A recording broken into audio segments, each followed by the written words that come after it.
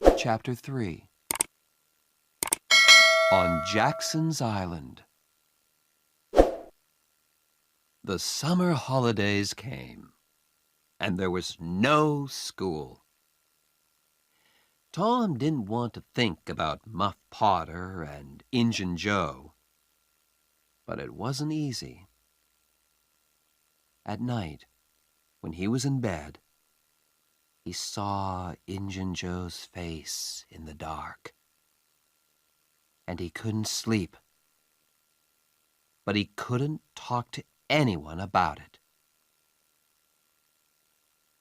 One hot summer's day, he and Joe Harper were down by the Mississippi River.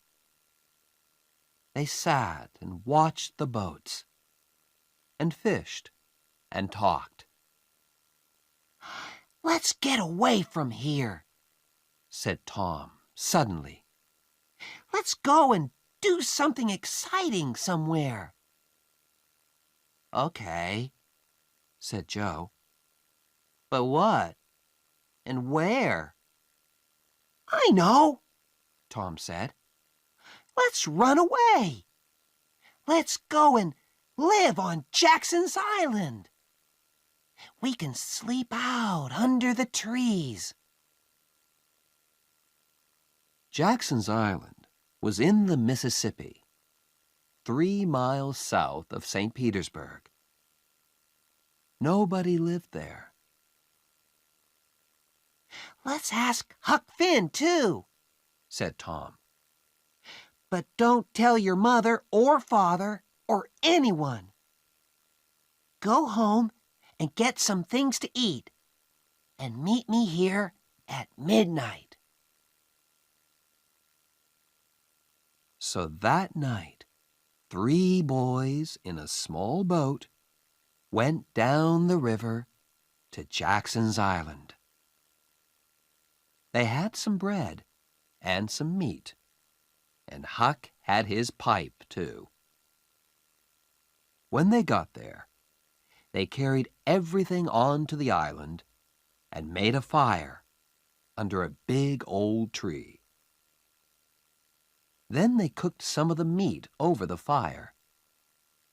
And oh, that meat was good. The best dinner in the world. Soon, they stopped talking. Their eyes closed, and they slept.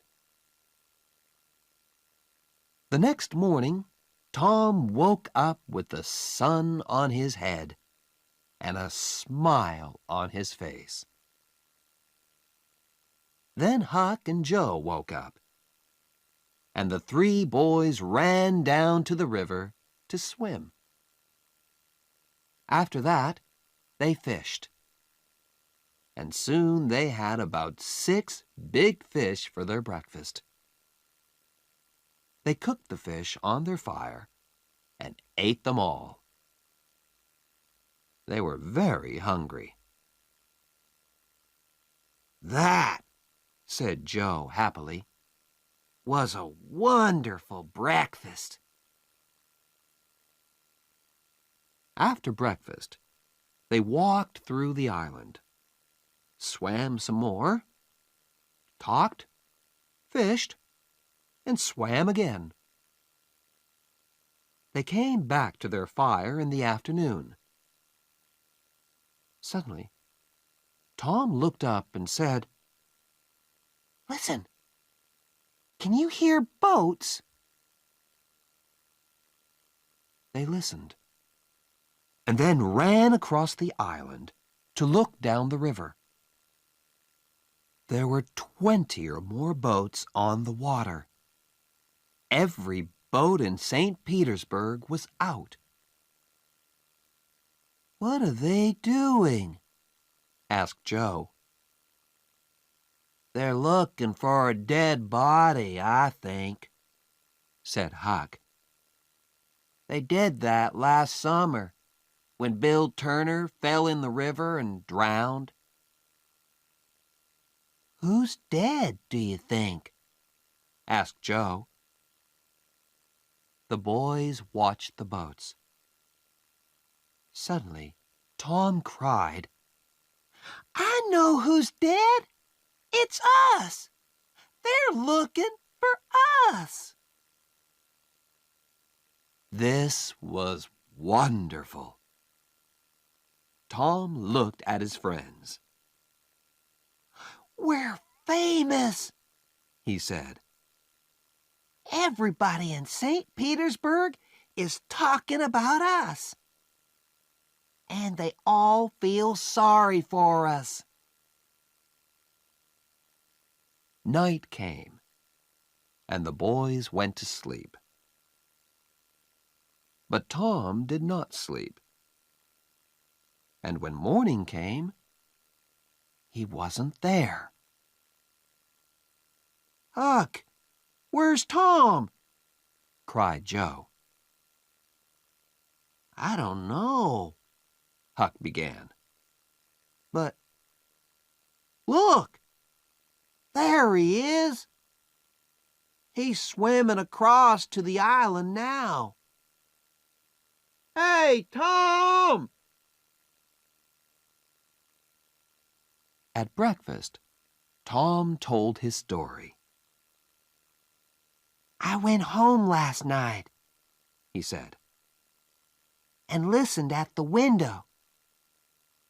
Joe, your mother was there too, and she and Aunt Polly cried and cried. I heard some very interesting things. On Sunday, there's going to be a big funeral at the church. For us. And listen, I've got a wonderful idea." Huck and Joe listened and laughed. And yes, it was a wonderful idea. That night, the boys cooked some more fish, and after dinner, Huck got out his pipe and began to smoke. "Can we smoke too?" asked Tom. "I want to learn." So Huck made pipes for Tom and Joe, and the three boys sat and smoked. "Hey, I like smoking," said Tom. "It's easy." "It's nothing," said Joe. "I'm going to smoke every day." But after 10 minutes, Tom and Joe got quieter and quieter, and their faces went an interesting color. "I'm going for a little walk now," said Tom. He stood up carefully and walked away into the trees. "Me too," said Joe, quickly. The two boys came back an hour later, but they didn't smoke their pipes again. On Sunday morning, there were no happy faces in St. Petersburg. Aunt Polly and Joe's mother and father were in the church, and all the boys' friends. The minister said some very nice things about the three boys, and the boys' families cried and cried. Everybody cried. And little Becky Thatcher did not stop crying for 1 second. There was a small noise at the back of the church, but at first nobody heard it. Then the minister looked up and suddenly stopped speaking. Everybody turned to look. Their mouths opened and stayed open. And into the church came the 3 dead boys. Tom first, Joe next, and then Huck. For a second, nobody moved or spoke. And then the noise began. Aunt Polly and Joe's mother ran to the boys and took them in their arms. Aunt Polly cried and laughed and cried again. "Oh, Tom," she said, "you're a bad boy, but I love you." Suddenly, the minister called out, "Oh, happy days! Sing, good people of St. Petersburg! Sing and be happy!" And everybody sang and smiled and laughed for a long time. It was St. Petersburg's happiest funeral. The weeks went by, and the judge came to St. Petersburg. On the day before Muff Potter's trial, Huck and Tom met in the street near Tom's house. Huck was unhappy. "Tom, you didn't tell anyone about, you know." "No, I didn't. But Huck, what about Muff? People are saying he's the killer, and he's going to die." "But we can't tell anyone about Injun Joe," said Huck. "I don't want to die too. Do you?" No, Tom didn't want to die. But he couldn't forget Muff Potter's face in the jail. Old, tired, and unhappy. And Injun Joe was a free man. It wasn't right. That night, Tom came home late and very excited. He could not sleep for 2 or 3 hours. The next morning, all the village was at Muff Potter's trial. Injun Joe was there, too. Muff waited, a tired old man with a dirty face. The judge began the trial. Questions, questions, questions. Answers, answers, answers. And the answers were all bad for Muff Potter. "Yes, I found the knife in the graveyard, next to Dr. Robinson's body." "Yes, that's Muff Potter's knife. He always carries it." "Yes, I saw Muff Potter in the village that afternoon. He had the knife with him then." Muff Potter began to look more and more unhappy. Then the judge said, "Call Thomas Sawyer."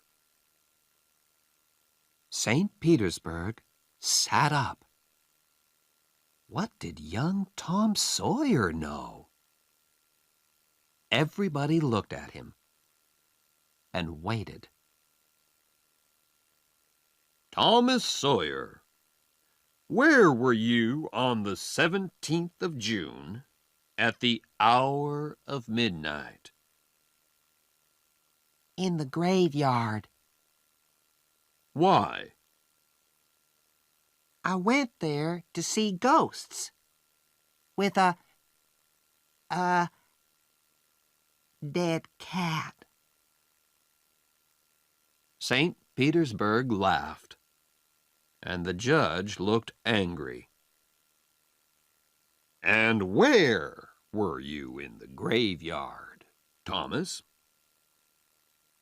Behind the trees near Hoss Williams' grave. Injun Joe's face suddenly went white. Now, my boy, said the judge, tell us your story. And so Tom told his story. And St. Petersburg sat and listened to him with open mouths. And then Muff Potter fell, and Injun Joe jumped with the knife and crash! Injun Joe jumped through the window and was out and away in a second. St. Petersburg loved Tom for a week. But Tom was not happy. Injun Joe was not in jail, and he was a dangerous man.